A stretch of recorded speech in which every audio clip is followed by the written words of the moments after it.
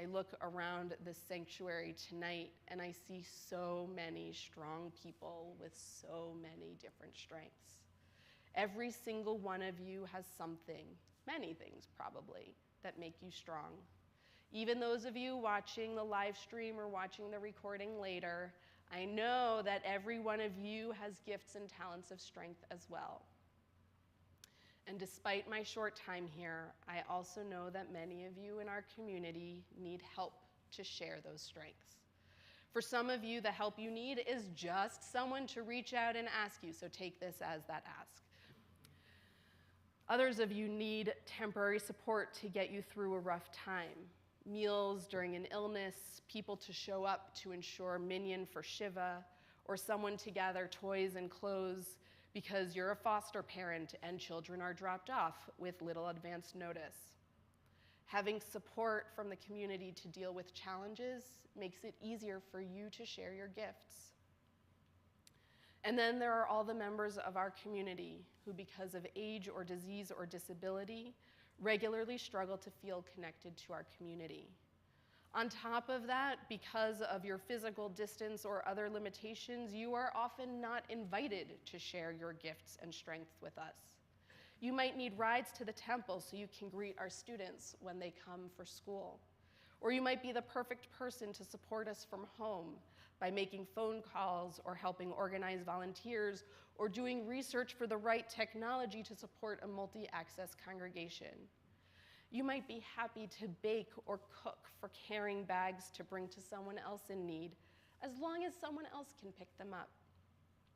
Or you might be able to do something that I'm not thinking of because there is a limit to my own creativity, but I know that you know the strengths that you have to share. We at Temple Bethel need your help to strengthen our congregational family. One of the things I particularly appreciated about TBE during my interviews was the level of lay involvement in sustaining the work of the temple. We have some fabulous volunteers who help us do all the things that need to get done. And I've also noted a number of places where we could really use some more help to accomplish all that we want to do. We need some of you to be brainstormers, organizers, or doers on committees. We need you to greet those coming into our building on busy days so that this feels like home rather than a fortress. We need you to help with setting up the technology we have or looking into additional resources so that we can include everyone wherever you are. We need you to set up for or clean up after onegs so that we can enjoy a little nosh and schmooze before or after services like the family we are. Or we could use you to support a single program or event. We also have some less mission-focused tasks that would free up our staff to do some of the higher-level work that needs to get done. We need people to stuff envelopes for mailings, or organize our relocated children's library, or shop for snacks for the religious school. We are working on putting together a system in place to allow each of us to share our gifts, our strengths, and our abilities with the community.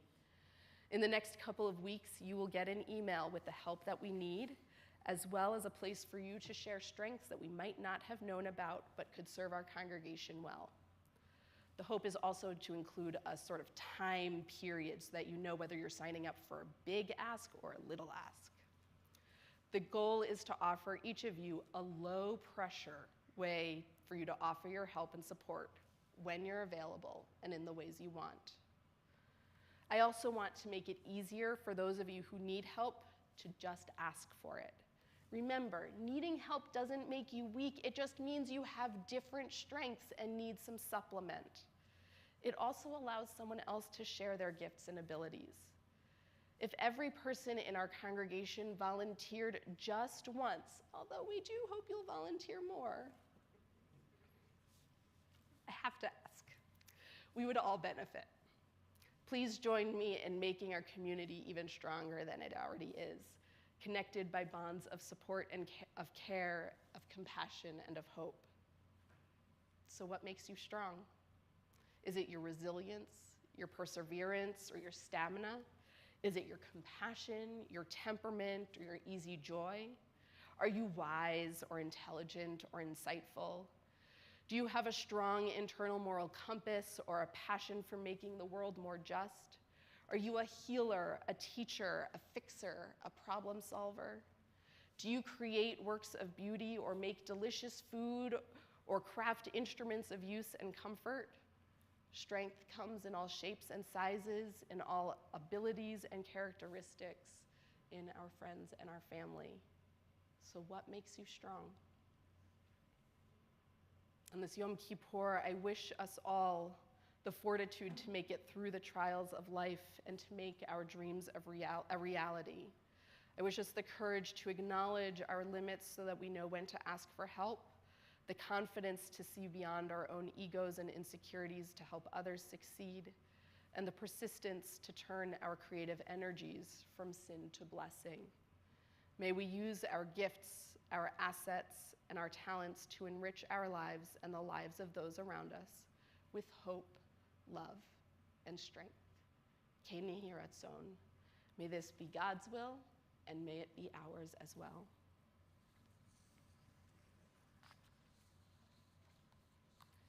I'd like to invite up our President, Carolyn Elsey, to share some announcements.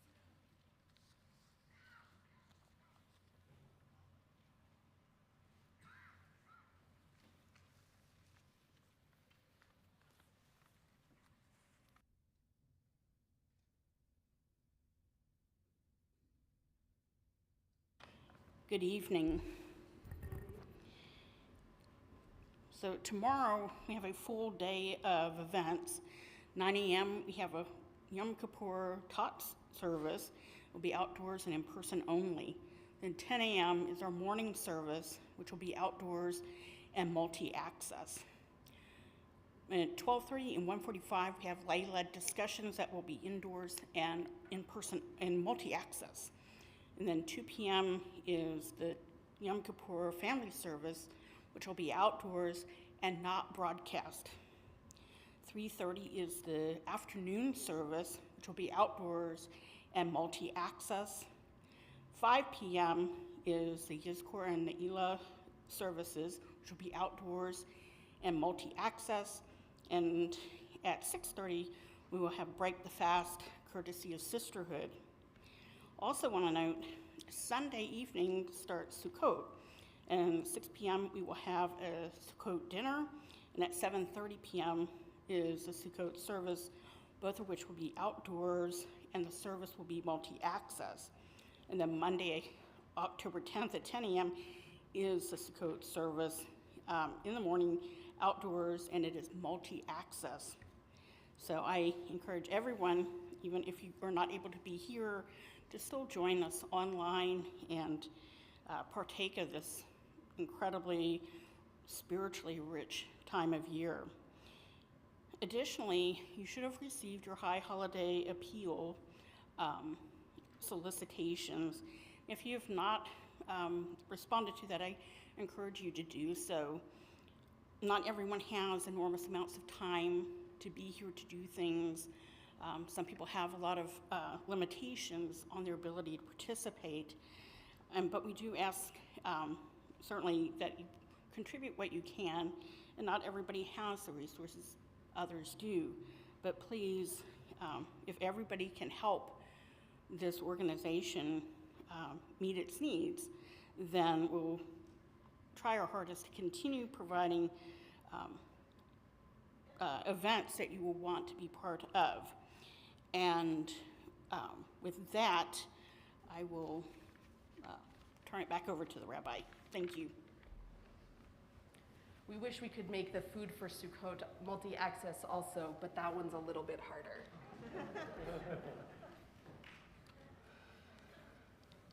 We turn to the conclusion of our service with Aleinu on page 116. Please rise and body your spirit.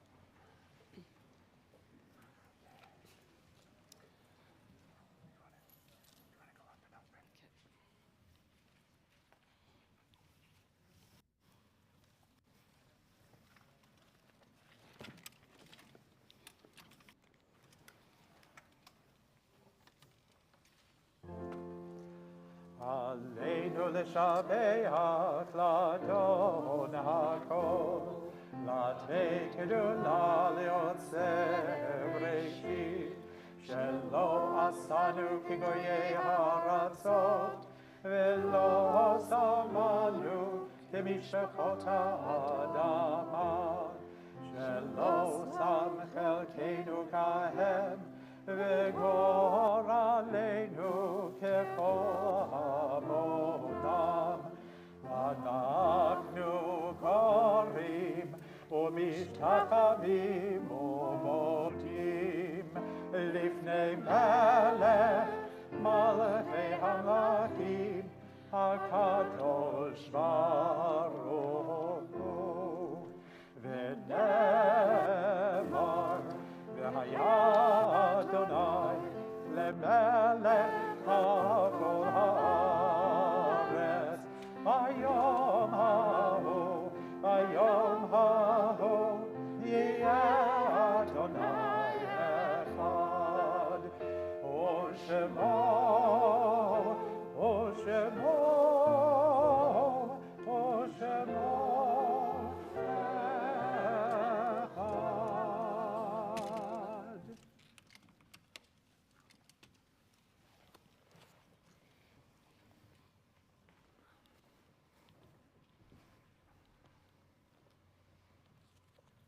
Page 121. This holy night concludes with memory. Our last thoughts always are of those we have lost. We miss them especially tonight, yearning for their presence at our side. The service we have shared once was theirs. They spoke and sang the ancient words. They prayed, repented, and yearned for better lives as we have done. Flawed in their deeds, imperfect in their faith, they still drew strength from their tradition as we seek fortitude in ours. What was good and beautiful in their lives once gave us joy and now inspires us to reach higher. The knowledge that they loved us deeply brings comfort to our hearts. So we light candles of remembrance and gratitude, and we speak this timeless truth. Zichronam livracha. The mourner's Kaddish can be found on page 122. Yitgadal v'yitkadash shemei Rabbah, Belma divrach ute v'yamlich malchute, v'chayechon v'yomechon uv'chayei tol Beit Yisrael, v'agalau v'zman kariv v'imru. Amen. Yehi shmei Rabbah mevarach le'olam olamei almaya, yitbarach v'yishtabach v'yitpa'ar v'yitramam v'yitnaseh, V'yithadar, v'yithalel, v'yithalal, shemei v'kudusha b'reichu.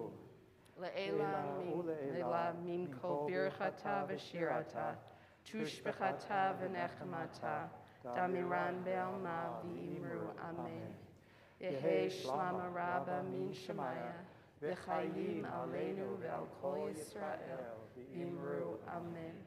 Oseh shalom b'imromav, huya aseh shalom aleinu ve'al kol Yisrael v'imru. Amen. May the one who creates peace on high bring peace to all who mourn and comfort to all who are bereaved, as together we say, Amen. Amen. We're going to conclude this evening of our thoughts and this experience with Hashivenu, asking to return again at the top of page 127. And it's in a three-part round, so join with us. We'll sing it all through in unison the first time.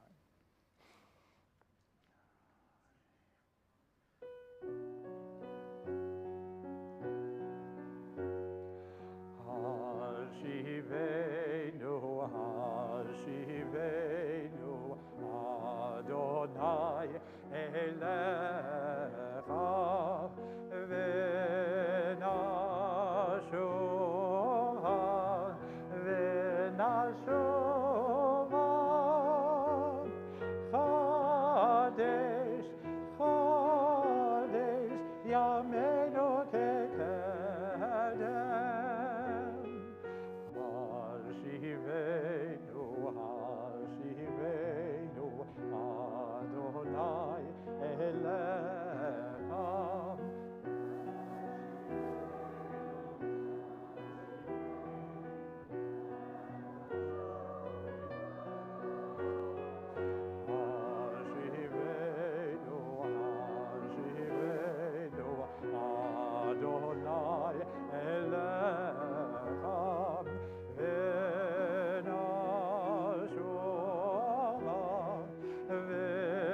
Shovan, Chodesh, Chodesh, Yameinu Tekedem. Hashivenu, Hashivenu, Adonai Elecha. Chodesh, Chodesh, Yameinu Tekedem.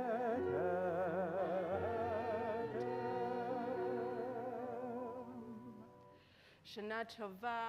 Before you all leave, some thank yous. First to our wonderful choir, also to our ushers and setup people, Jordan Harris, Lula Sissel, Noah Stoddard, Kat Ellis, Jason Berkowitz, Dan Miller, Katie Hale, our greeters, Bert Peters and Bonnie Becker, our AV team, M. Adams and Melissa Stoddard, and our security team, Sean Berthel, John Barnes, Marlene Matola, Howard, and Alice Greenwood, our cellist, Brian Wharton, and accompanist, Tanya Stanbuck, not to mention Debbie Japp.